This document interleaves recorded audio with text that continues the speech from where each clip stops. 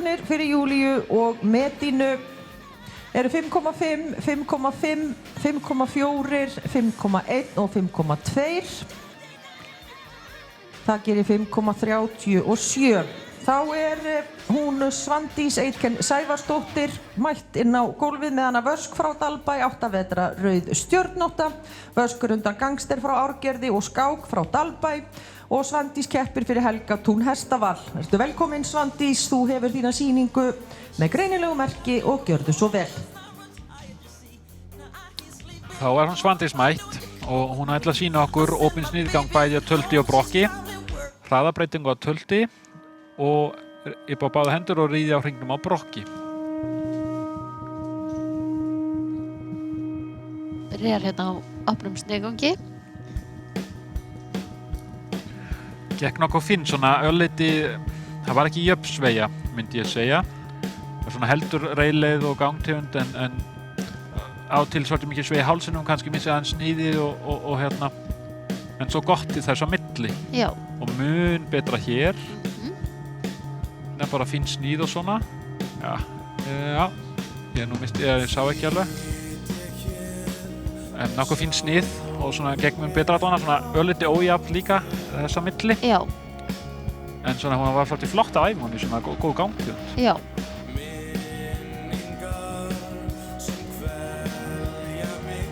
Nú kemur milliferða tölt. Það er samt bara mjúk og þetta er hraðabreyting. Þetta var hraðabreyting með hraðabreytingu á... Já, hún er með svoleiðis.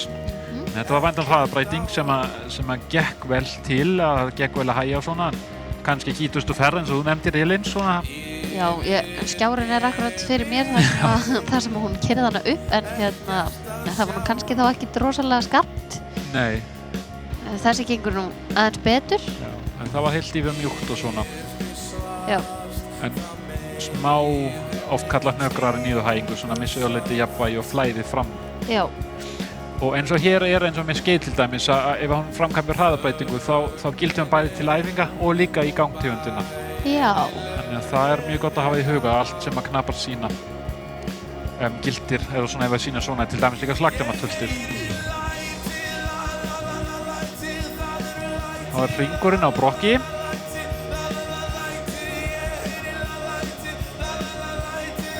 Það gengur mjög vel held ég. Já. Það er góð jafn í þessu, flott ásetta hjá knappanum og góð stjórn.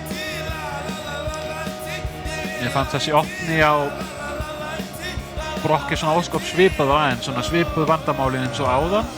Já, hún fer svona vel inn í hann inn á milli, mjög vel. Svo missir hún bara aðeins stjórn á henni og svo verður hann góður aftur. Já. Sama, mér finnst þetta mjög svipað á tölti svona hvað varðar. Mér fannst þetta svona skemmtileg samsetning að með dríða hringinn, nota hring til að undirbúa, til að fá sveigja á hrossið og fara svo inn í æfinguna. Það finnst mér bara mjög sniðug hugmynd sko og hringinni tókust mjög vel til. Já. Og mér fannst opni heldur betur hér heldur en að tölti svona, aðeins betri jafnvægi svona. En með þetta smá svona, ekki alveg jöfn æfing, maður kannski segja sem svo.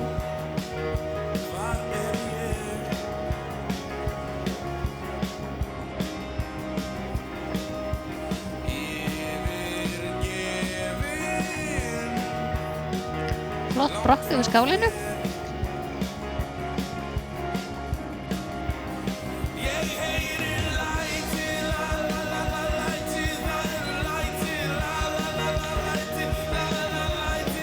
Svona skemmtileg brokkupplagi þessari hryssu, hún er svona léttstíg og fjarrandi og samt stórstíg í leiðinni.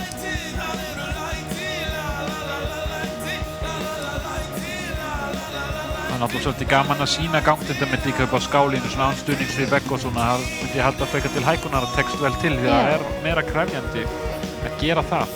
Algjörlega.